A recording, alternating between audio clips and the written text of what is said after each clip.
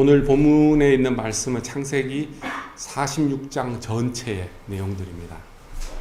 크게 두 가지로 되어 있습니다. 야곱의 가족이 이집트로 내려가기 바로 직전의 이야기와 뒷부분에는 애굽으로 내려갔던 사람들이 누구누구였던가에 대한 이야기가 소개되어 있습니다. 설교 진행상 애굽으로 내려갔던 사람들이 누구였는가에 대한 이야기, 이 부분에 대해서 먼저 이야기하고 뒷부분을 조금 더 많이 보려고 합니다. 성경에 있는 내용들은 우리가 믿어요. 우리는 믿는데 믿는 사람들을 보통 복음주의자 아니면 개혁주의 전통에서 내려오는 장로교인들을 개혁주의자라는 그런 말을 써요. 리포머라는 그런 뜻을 많이 쓰는데, 이 사람들의 특징은 뭐냐면 성경에 있는 모든 내용이 사실이라고 믿고 성경에 있는 모든 내용들이 하나님께서 하신 말씀이라고 믿는 사람들은 개혁주의자라는 말을 써요. 그런데 여기에 반대되는 사람들이 누구냐면 자유주의자라. 자유주의자들은 성경이 하나님 말씀이라는 걸 아예 안 믿는 사람도 있고, 다는 안 믿죠. 다 안 믿으면 불신자고, 믿기는 믿는데 어느 정도만 믿으면 자유주의자. 그리고 어떤 자기의 이성으로 이해할 수 있으면 믿는 것, 그런 사람들을 우리가 자유주의자라고 이야기합니다. 이들은 성경에 있는, 예를 들어서 처녀가 잉태하여 아들을 낳았다라는 말은 믿지 않고, 이스라엘 백성들이 홍해를 건너서 갔다라는 말을 믿지 않아요. 자유주의자는. 그런데 이상하게 오늘 이 본문, 애굽으로 내려갔던 가족의 사람들의 이야기는 자유주의자들이나 개혁주의자들이 다 믿어요. 심지어 아키올로지컬한 그런 고고학적인 접근법에서도 그를 프루프할 수 있는 그와 비슷한 그런 자료들이 발견되고 해요. BC 19th century 정도 되면 이때 이스라엘 백성들이 야곱의 가족들이 이집트로 갔는 그 시대에 벽화가 있어요. 벽에 그림을 그렸던 걸 보면 이스라엘이나 아니면 팔레스타인에 있는 사람들의 옷을 입은 사람들이 이집트로 가고 있는 그런 그림들이 있어요. 물론 그 당시에 사람들이 많이 갔을 수도 있겠지만 특별히 그 벽화를 보면서 많은 사람들이 이 가족들이 야곱의 가족이 아닌가라는 그런 생각을 할 정도로 성경 말씀이라는 것 넘어서도 사람들이 믿을 만한 그런 내용들이 오늘 본문의 내용이에요. 근데 문제는 몇 명이 내려갔는가의 숫자에 대해서는 사람들이 생각이 조금씩 달라요. 성경 안에서도 다르게 말하고 있어요. 혹시 아세요? 성경 안에서 몇 명이 내려갔다고 이야기합니까? 70명이 내려갔다고 알고 있죠. 그런데 오늘 26절에 보면 66명이 갔다고 나와요. 그리고 27절에는 70명이 갔다고 해요. 웃기죠? 앞에는 66이라고 했다가 바로 70이라고 이야기하고 있어요. 그리고 어떤 본문에 보면 75명이 갔다고 해요. 그래서 자유주의자들이 너무 기분 좋은 거예요. 안 그래도 성경을 믿고 싶지 않았는데 숫자가 다르니까 봐라, 한 성경 안에서도 66명이라고 하고 70명이라고 하고, 야 구약은 70이라고 출애굽기에도 이야기하고 신명기에서도 이야기하는데 봐, 신약이 오니까 75명이잖아. 봐, 성경 내가 처음부터 내가 틀렸다는 걸 알았는데 내가 그동안 참았는데 알고 봤더니 봐, 성경 안에서 틀리잖아 라고 이야기하는데, 성경이 틀린 이야기를 기록한 것은 아니에요. 설명을 짧게 해보면 66명은 진짜 넘어갔던 사람들의 숫자에 제일 가까워요. 그러면 무슨 소리지? 일단 들어두고, 그 다음에 70명이라는 말은 아까 제가 이야기했는 것처럼 창세기 다음에 있는 출애굽기에서도 첫 번째 애굽으로 온 야곱의 가족 숫자는 이렇습니다 라고 할 때 70이라고 이야기합니다. 그리고 75라고 이야기하는 곳은 사도행전에 보면 스데반이 죽기 전에 설교를 하는데 그때 75명이라고 이야기해요. 그러면 이렇게 사람들이 헷갈리게 볼 수 있는 그런 몇 가지 이유가 있어요. 특별히 야곱이 가족들을 다 데리고 애굽으로 갔어요. 갔는 이유는 먹을 게 없어서 레퓨지로, 난민으로 갔어요. 그렇지만 다행히 그냥 난민으로 넣어주세요, 밥 주세요라고 아니라 국가에서 왕에서 인비테이션 초청장을 받고 스테이트 비지터를 해요. 그냥 비지터도 그냥 개인적으로 갖는 거하고 스테이트 비지터는 완전히 달라요. 지금도 어떤 나라에서 그쪽에 스테이트 비지터를 하면 이쪽 나라에서 여기 이 사람 오는 모든 비용을 다 책임져요. 그래서 한 나라에서 한 번 내지 두 번 정도 스테이트 비지터를 하고 있어요. 지금 야곱이 온 가족을 데리고 스테이트 비지터를 하고 있는 그런 상황이에요. 그런데 갔던 사람들의 숫자 중에서 라헬은 이미 죽었어요. 그런데 거기에 이름이 나와요. 이상하죠? 그 다음에 또 요셉과 요셉의 아들들의 이름이 기록되어 있어요. 근데 요셉과 요셉의 아들들은 이미 이집트에 가 있었단 말이에요. 그것도 좀 이상하죠? 그 다음에 야곱의 손자 중에서 유다의 아들들의 엘과 은하는 하나님께 벌받아서 이미 죽었어요. 그런데 거기에 이름이 나와요. 이제 이상하죠? 뭐지? 성경이 지금 뭐 때문에 그렇게 적었을까? 그 다음에 유다의 새롭게 다말을 통해서 태어났던 아들들은 아직까지 태어나지 않는 상황이었어요. 그 당시에. 태어났을 수도 있고 안 났을 수 있는 그런 애매한 상황인데 이름을 집어넣고 있어요. 그 다음에 야곱의 아들들이라고 이야기하는데 거기에 딸들의 이야기도 또 같이 나오고 있고, 그 다음에 46장 뒤쪽에 보면 세라라는 사람의 이름이 나오는데, 세라는 야곱의 네 아내 중에 하나 실바의 자손이에요. 그 자손의 이름까지 집어넣는데 이게 어느 정도로 하냐면 할아버지, 아들, 손자, 증손자 되는 여기에 이름을 여기다 집어넣었어요. 뭐야, 진짜 갖는 사람들 이름 다 적었는지 아니면 누구는 빠뜨리고 아니면 누구는 더 집어넣었는지 물음표가 생기는 그러한 내용들이 지금 들어가 있어요. 여러분들은 그냥 읽을 때 그냥 읽었는데 제가 이야기했더니 성경은 완전 개판인데 자기 마음대로 막 적었는데, 중요한 거는 이 성경을 기록한 사람들의 월드뷰를 알고 있어야 돼요. 세계관.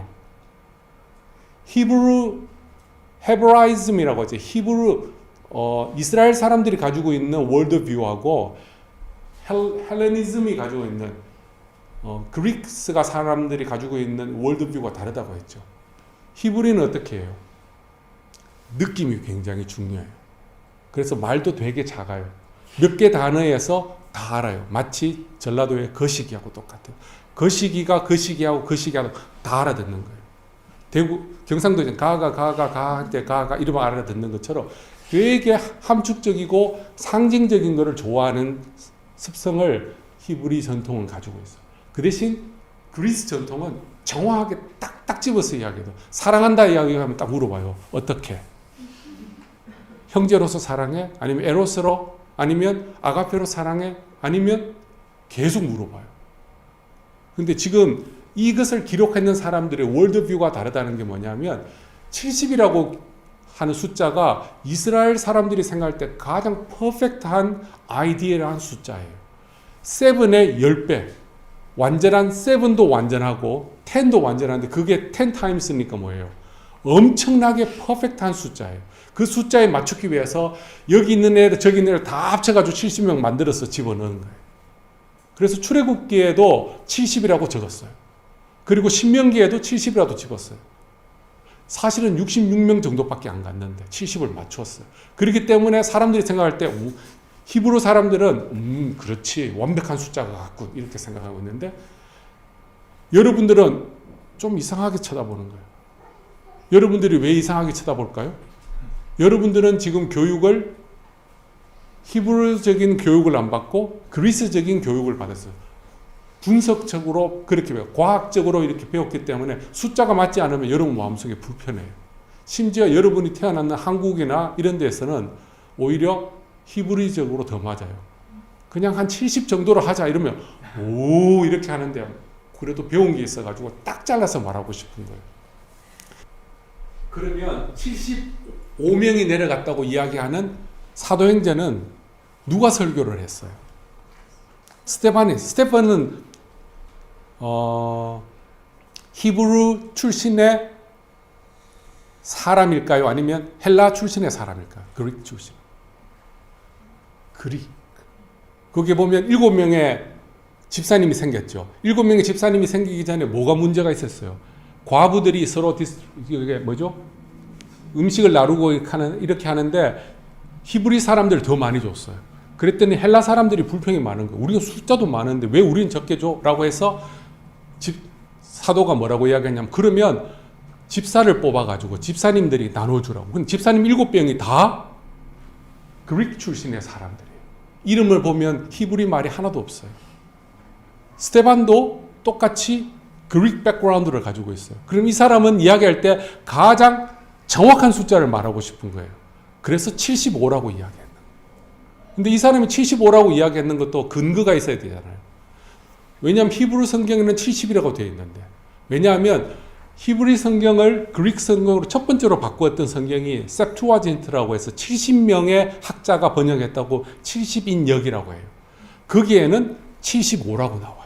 왜냐하면 히브리적으로는 70인데 여기 있는 사람들한테는 숫자를 막 계산해보면 75가 더 완벽하니까, 이 75는 왜 완벽하냐면 요셉의 아들의 아들들까지 다 포함한 숫자가 75예요. 그러니까 결국 이쪽에서 온 사람이 아들의 아들까지 포함됐다면 여기 있는 아들의 아들까지 포함되어야 된다고 생각해서 75로 맞췄는 거예요.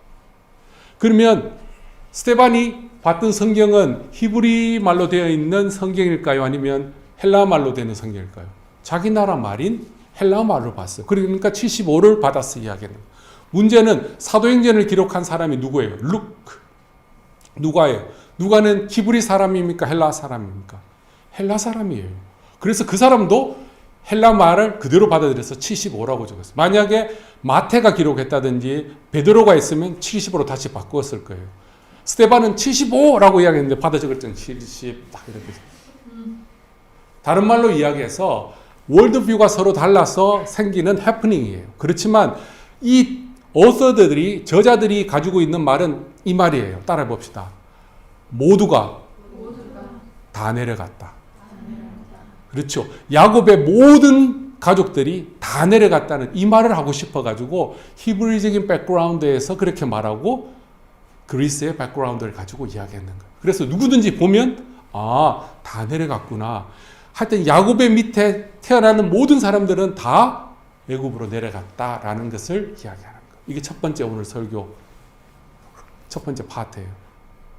그러면 두 번째, 야곱이 이제 가족들을 다 데리고 이집트로 가기 바로 직전에 제가 봤을 때는 보더 근처예요. 근데 보더는 아니에요. 보더에서 조금 근처인데 거기에 들어가기 전에 한 번 더 뭔가를 고민했던 그 이야기를 기록하고 있어요. 브엘세바라고 했는데 브엘은 우물이 있는 곳이라는 거예요. 그래서 거기는 윌드네스라고 해서 데저트와 같은 곳이기 때문에 물이 있는 곳에 사람들이 사는데 이곳에 브엘세바에는 아브람도 살았고 이삭도 살았고 지리적으로 봐서 가나안 땅이 이렇게 되어 있다면 제일 밑쪽에 있는 부분이에요. 만약에 한국을 이야기한다면 제 생각에 제주도 정도 제일 밑에 있는 그런 부분이에요.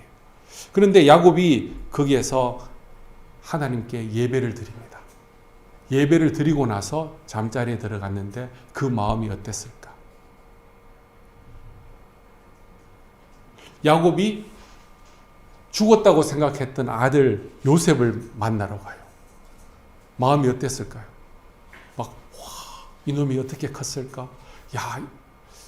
막 이런 생각에 마음이 들뜰 수 있는데, 근데 분명히 야곱이 마음이 깊을 줄 알았는데 하나님은 너 두려워하고 있잖아 라고 하면서 그 두려움을 딱 이야기하는 거예요. 무엇에 대한 두려움인가를 우리가 알아야 돼요. 이런 추측도 해볼 수 있어요. 오랜만에 아들 요셉을 만났고 그 요셉이 결혼했던 며느리를 만났는데 이거 나중에 세대 갈등이 있어가지고 이거 어떻게 하나 고민하는 그런 두려움일 수도 있어요. 인간적으로 보면. 아니면 이전에는 내가 다 모든 거 먹여 살렸는데 이제는 요셉한테 빌어먹어서 살 수 있기 때문에 목소리가 떨어질 수도 있다라는 생각에 고민할 수도 있어요. 그 다음에 내가 120년 동안에 지금 가나안 땅을 누비면서 바단 아람까지 돌아다니면서 열심히 살았는데 이제 전혀 말도 통하지 않는 이집트에 가서 살 걸 생각하니 두려워서 충분히 고민할 수 있는 부분이에요. 지금 인간적으로 생각해 보면 야곱이 이런 고민도 할 수 있는데 야곱이 진짜 고민하는 두려움은 무엇이냐면 하나님이 약속하셨던 그 약속의 땅인 가나안을 떠나서 세상의 상징이라고 이야기하는 이집트로 애굽으로 가는 게 두려워요. 그런데 갈 수밖에 없는 상황이에요. 아들이 있다고 이야기하죠. 스테이트 비지트를 위한 인비테이션도 받았는 상황이에요. 누가 봐도 가는 분이에요. 그리고 가나안 땅에 산다고 먹을 것이 보장된 게 아니에요. 먹을 것도 없어서 어쩔 수 없이 가는 모든 그런 상황 속인데도 야곱의 머릿속에는 가나안 땅을 떠나서는 안 되는데 라는 생각을 하고 있는 거예요. 이거는 야곱이 신앙적으로 지금 엄청 지금 발전했는 거예요. 야곱이 어떤 사람이에요? 야곱은 자기에게 유익이 되고 돈 되는 거 있으면 물불을 가리지 않는 사람이에요. 야곱의 판단은 그거예요. 무엇이 right and wrong의 기준은 돈이 되느냐 안 되느냐. 자기 기준에서 되면 right고 안 되면 wrong이에요. 야곱은 그렇게 살았어요. 그래서 아버지로부터 장자권을 받기 위해서 아버지도 속이고 목숨을 걸고 속였어요. 그리고 형도 속였어요. 그 다음에 바단 아람으로 돌아와서 형 에서를 만나려고 했는데 에서가 죽인다고 했잖아요. 죽이려고 따라오니까 어떻게 했어요? 평소 때는 사랑하는 내 아들 뽀뽀 이렇게 했는데 위급한 상황이 되니까 너 가서 먼저 죽고 두 번째는 네가 가고 세 번째는 그거를 말은 안 했지만 자식들은 알아요. 내가 먼저 죽는구나. 네가 두 번째로 죽는구나. 내가 세 번째로. 그렇지. 아빠가 나를 보는 눈빛이 두 번째더라. 세 번째더라. 이런 사람이 야곱이었어요. 그런데 이 야곱이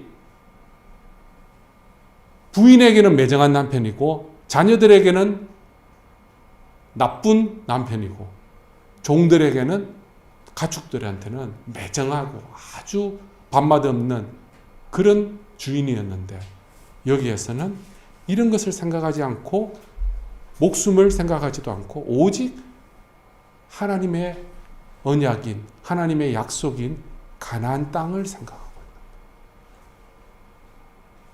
그 전에 야곱 같았으면 뭐라고 이야기할까요? 저는 가나안 땅에 머물고 싶어요. 그런데 먹는 것 때문에 잠시 갔다 올게요. 라고 말할 수 있는 이 정도만 돼도 야곱은 굉장히 성숙한 건데 야곱은 그런 이야기도 하지 않고 그냥 마음속에 두려움만 가지고 있는 거예요. 그가 두려워했던 것은 과거에 자기 아버지와 자기 할아버지가 실패하고 또한 성공했던 그 케이스를 알고 있기 때문에 할아버지는 하나님께 똑같은 famine, drought가 생겼어요. 기근이 생겼고 가뭄이 생겼을 때 하나님께 물어보고 이집트로 갔어요? 안 물어보고 내려갔어요. 안 물어보고 내려가서 자기 할머니 뺏길 뻔했죠. 물론 한제산 했지만. 근데 한제산 했는 게 포인트가 아니라 다 뺏길 뻔하는 그런 상황이 있었어요. 자기 아버지도 내려가려고 마음 먹었는 정도였어요. 그런데 하나님이 쫙 나타났죠. 가지 마라 이렇게 했기 때문에. 그래 놓고 나서도 어떻게 했어요? 아버지처럼 자기 부인 또 팔아먹으려고 했나. 그런 과거가 있기 때문에 야곱이 알고 있어요. 나도 지금 똑같이 내려가면 할아버지처럼 될 수도 있고 아버지처럼도 될 수 있는 그걸 알고 있는 거예요. 그래서 두려웠던 거예요. 바로 이 모든 상황 속에서 하나님께 먼저 예배를 드렸어요. 그리고 잠자리에 들어갔습니다. 잠자리에 들어갔을 때 하나님이 나타나시는 거예요. 하나님이 나타나셔서 이렇게 말씀합니다. 따라해 보십시오. 애굽으로 내려가라. 뭐지? 하나님 그전에는 내려가지 말라고 했는데 애굽으로 내려가라고요. 애굽으로 내려가는 것이 하나님 뜻인가? 확신을 가지고 갈 수 있도록. 하나님이 애굽으로 내려가라고 했을 때는 이러한 목적을 가지고 있는 거예요. 분명히 이야기했죠. 야곱 말은 하지 않았는데 야곱 너 지금 드라우트 때문에 피해서 내려가는 거 아니야 라고 이야기해요. 직접 그렇게 말씀하지 않는 제가 이렇게 해석할 수 있는 거는 조금 더 뒤에 들어보면 돼요. 두 번째는 네가 지금 스테이트 인비테이션 받고 나서 지금 내려가는 것이 아니라는 거예요. 분명히 먹을 것이 없어서 내려가고 분명히 인비테이션을 받고 지금 내려가는데 하나님이 말씀하시는 포인트는 그게 아니라고 이야기해요. 하나님 말하는 포인트는 뭐냐면 내가 아브라함하고 약속했던 그 언약 때문에 너 내려간다는 말이에요. 창세기 15장 13절에서 16절에 보면 하나님이 아브라함과 약속을 했어요. 야곱의 약속이 되게 중요해요. 야곱이 살면서 오늘 본문까지 포함해서 4번의 하나님의 언약을 맺었어요. 그런데 야곱의 언약, 약속보다 커버넌트보다 더 큰 게 이삭이 맺었던 거예요. 이삭의 그 안에 야곱이 들어가는 거예요. 이 이삭보다 더 큰 언약이 누구예요? 아브라함의 언약이에요. 아브라함과 15장에 뭐라고 이야기했냐면 이렇게 말해요. 아브라함에게 말할 때 너는 반드시 알라. 내 자손이 이방의 손님이 되어서 그들을 섬기게 되고 400년 동안 그 민족이 내 자손을 괴롭힐 것이다. 그리고 그들이 섬기는 나라를 내가 나중에 쳐서 징벌하고 나올 때 큰 재물을 가지고 돌아올 것이다. 그리고 너는 편안히 죽게 되고 이 땅에서 장사할 것이다. 이 말을 약속을 했어요. 그러니까 야곱은 먹을 게 없어서 아니면 왕의 인비테이션을 가지고 갖는 것처럼 보이지만 하나님은 이미 몇백 년 전에 이미 아브라함에게 앞으로 되어질 일들을 아시고 약속했던 것을 야곱의 때에 이루는 거예요. 야곱은 들어갈 때 무슨 생각을 가졌을까요? 지금 이 드라우트가 패민이 심하니까 한 몇 년 있다가 오면 될 것이라고 생각했는데 야곱에게 이야기합니다. 몇 년이 아니다. 몇 년이라고요? 430년, 400년 정도. 야곱이 생각할 때 뭐야? 그럼 나 가면 나 어떻게 되지? 그럼 우리 애들 다 가면 얘들이 할아버지가 돼도 못 돌아와? 그 밑에 애들도 못 돌아와? 이 뭐지? 라는 그런 생각들. 복잡할 수 있는 그런 이야기들을 지금 하나님이 하고 있어요. 그런데 하나님께서 이 야곱에게 맺었던 그 언약이 분명하면서도 더 디테일하게 가요. 첫 번째, 야곱이 맺었던 언약은 어디서 맺었을까요? 베델, 하나님의 집. 그때는 언제였어요? 형한테 죽을까 싶어서 도망갈 때였죠. 두 번째는 어디서 맺었을까요? 돌아와가지고 야복강에서 이제 형이 죽이러 온다고 할 때 그때 하나님 살려주세요. 막 하나님하고 막 매달려 레슬링 했을 때 그때 하나님이 언약, 그게 언약이다라고 말하지 않지만 그건 언약이에요. 세 번째는 언제 했을까요? 디나가 욕보임 당했을 때 시몬하고 레위가 가서 다 죽여버렸죠. 그때 그들이 죽이려고 했을 때 어디로 다시 올라갔습니까? 베셀로 올라갔죠.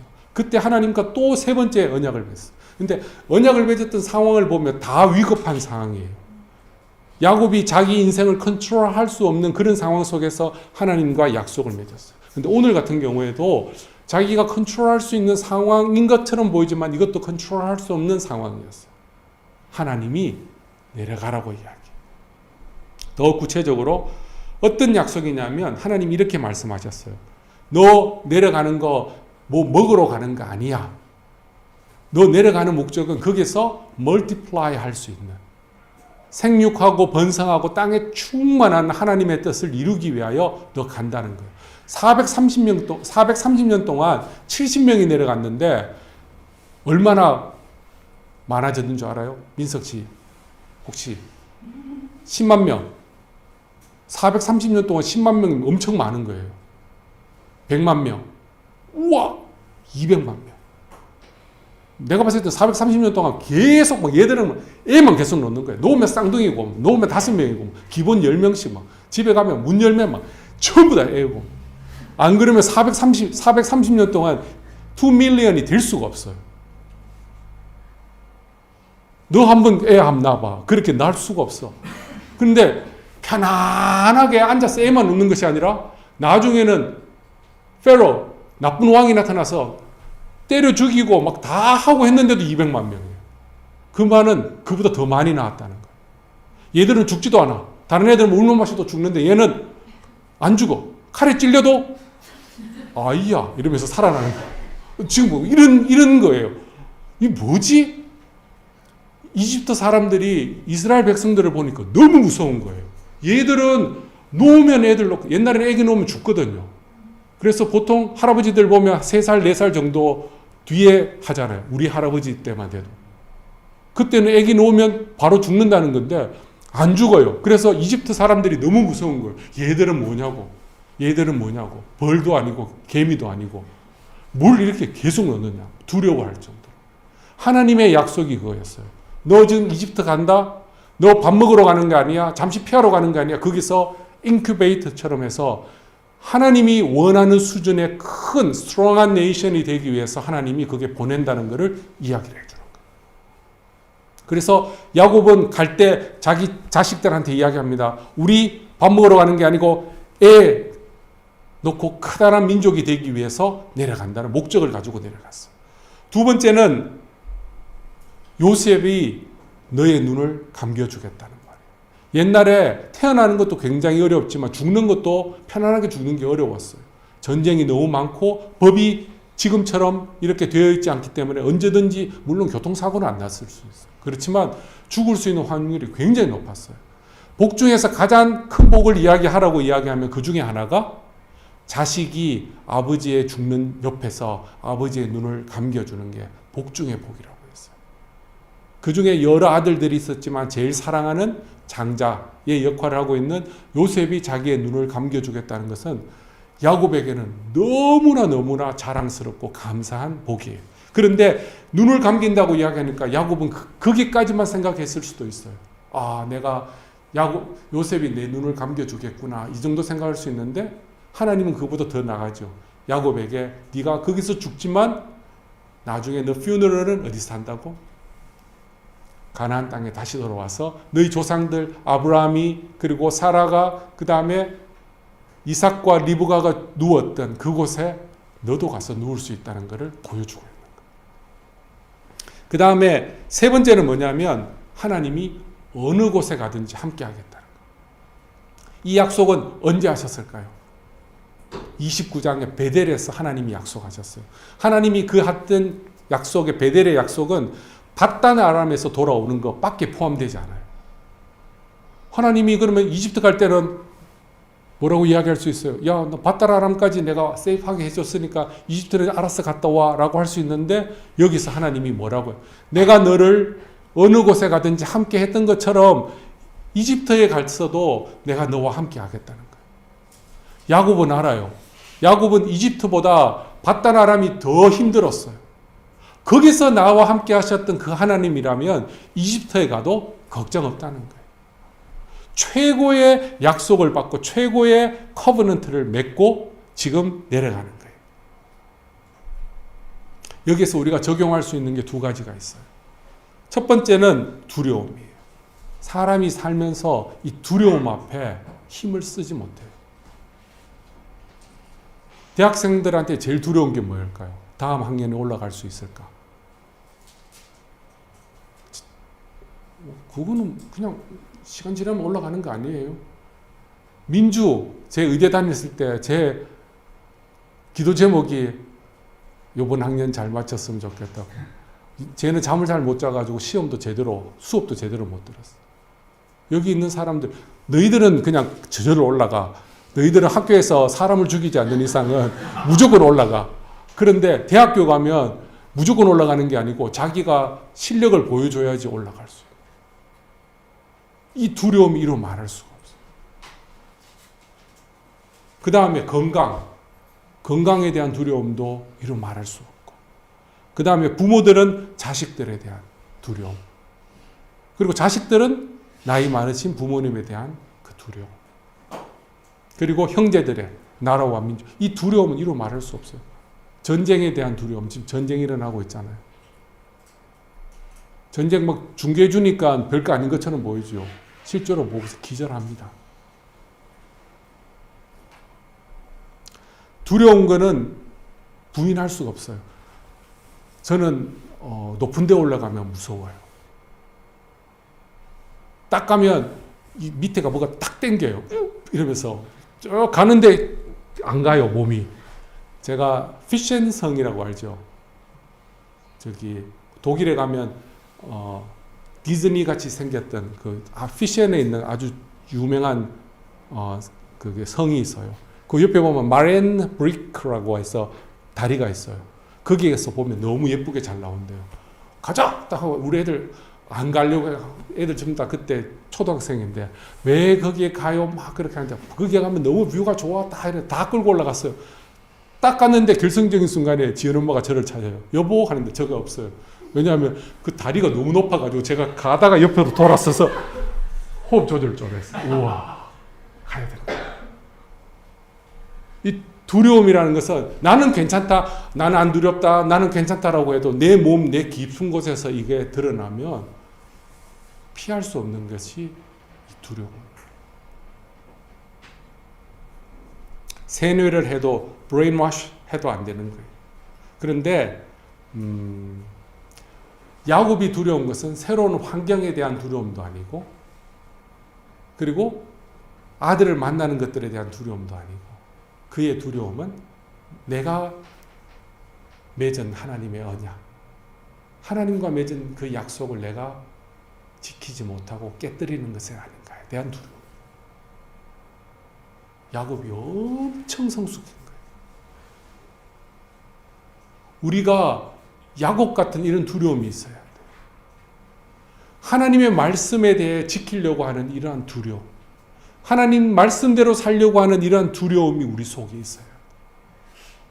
내가 내리는 어떤 결정들이나 내가 하는 모든 일들이 하나님의 그 말씀과 하나님이 나에게 주셨던 것들과 같은 라인에 있는 것인가 아닌가에 대한 그런 고민을 하고 그런 두려움을 가져야 돼요. 야곱이 그런 두려움을 했을 때 하나님이 그 두려움을 없애준 것뿐만 아니라 보너스로 계속해서 이야기해 주시는 거죠. 우리 믿는 사람은 이러한 두려움을 가지고 있어야 돼요. 그리고 이 두려움에 사로잡혀서 덜덜덜 떨게 만드시는 하나님이 아니라는 거죠.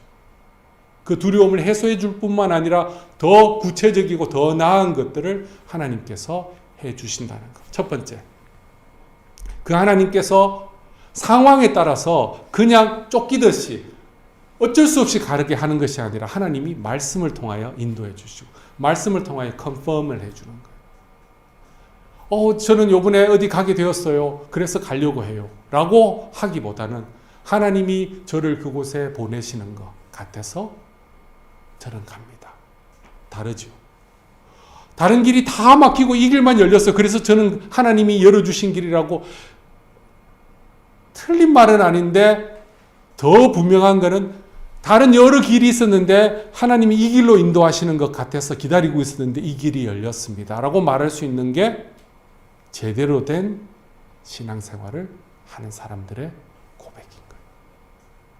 지금 아무것도 아닌 이야기 같은데 이 야곱의 이야기가 굉장한 챌린지를 주는 거예요. 야곱은 움직일 때 알고 움직이는 거예요. 그리고 가서 얼마 동안 있는 것까지도 알고 하나님 뜻대로 지금 살아가는 그런 모습들. 그러니까 믿음의 조상이 될 수 있는 거죠. 여러분들이 내가 하나님 뜻대로 살고, 근데 몰라요. 내가 어디로 가는지도 모르고, 언제 가는지도 모르고, 어떻게 가는지도 모르면서 돌아보니까 왔네요 라고 이야기하는 그런 수준이 아니라 지금 야곱이 말하는 수준은 높은 거예요. 방금 우리 설이 하품했습니다. 나 빨리 마쳐야 될 겁니다. 그 다음에 우리가 적용해야 될 것이 뭐냐면 우리가 야곱은 떠나서 이집트로 가지만 야곱의 마음속에는 나는 다시 가나안 땅으로 돌아온다는 믿음을 가지고 떠나는 거예요. 우리가 이 땅에서 살아요. 이 땅에 살지만 우리가 이 땅에서 태어났지만 우리 믿는 사람은 하나님의 나라 홈란드라고 본향이라고 해요. 그곳에서 미션을 가지고 이 땅에 보내짐 받은 사람이라고 해요. 그래서 우리가 이 땅에 살아가고 있지만 이 땅에 속해 있는 사람들이 아니에요. 그래서 우리는 하나님 나라의 법에 의해서 살아가는 사람. 미국 사람인지 영국 사람인지 어떻게 확인해요? 파스포트부터 확인하는 것이 아니라 파스포트는 보여주기 위한 것이고 내가 미국 법에 따라서 살면 나 미국 사람이고 영국 법에 따라 살면 영국 사람이고 한국 법에 따라 살면 한국 사람이에요. 우리가 이 땅에 살아가지만 세상의 법에 의해서 세상의 법을 지켜주면서 살았지만 세상의 법과 하나님 법이 부딪히면 우리가 누구의 법을 따릅니까? 하나님의 법을 따르죠. 하나님의 사람이니까. 그래서 하나님의 이 땅에서 살아가고 있지만 나는 언젠가는 하나님 앞에 다시 돌아간다. 홈랜드로 돌아간다는 그 믿음을 가지고 있어야 돼. 피지컬하게 가나안 땅으로 돌아오는 것을 넘어서서 야곱은 영원한 스피리추얼한 가나안 땅인 안식이 예정되어 있고 샬롬의 평강이 있는 하나님 나라를 생각했는 거예요. 그래서 히브리서 11장에 보면 여러 이야기들이 있는데 이렇게 요약을 할 수가 있습니다. 제가 한국말로 영어로 먼저 할게요. While the patriarchs died before witnessing the fulfillment of God's redemptive purposes for the whole world, they believed that their eternal destiny was secure because of their relationship with God. 한국말로 할게요. 한국말로 하면 완전히 다른데. 족장들은 온 세상을 위한 하나님의 구원 계획이 성취되는 것을 직접 눈으로 보지 못하고 죽었지만 하나님이 자기들과 언약을 맺으셨기 때문에 족장들은 그들의 영원한 운명이 안전하고 견고하다는 것, 곧 자기들이 하늘에 있는 본향, 홈랜드로 들어간다는 것을 굳게 믿었습니다. 믿음의 사람은 이 땅에 살고 있지만 나는 마지막에는 보냄을 받았던 홈랜드, 하나님 앞으로 다시 돌아간다는 그 믿음을 계속해서 보여줬기 때문에 세상에서 자기를 죽인다고 해도 거기서 자기의 믿음을 놓지 않았어요. 톱으로 켜서 사람을 죽인다고 해도 나는 하나님께로 돌아간다고 생각해 NO라고 이야기할 수 있었던 것이 여기에 나오는 거예요. 이러한 신앙을 가지고 있는 사람들은 세상의 일 때문에 잠시 동안 근심하고 왔다 갔다 할 수 있지만 이것 때문에 자기의 인생을 포기하거나 또 다른 것을 선택하지는 않는다는 거죠. 말씀을 맺겠습니다.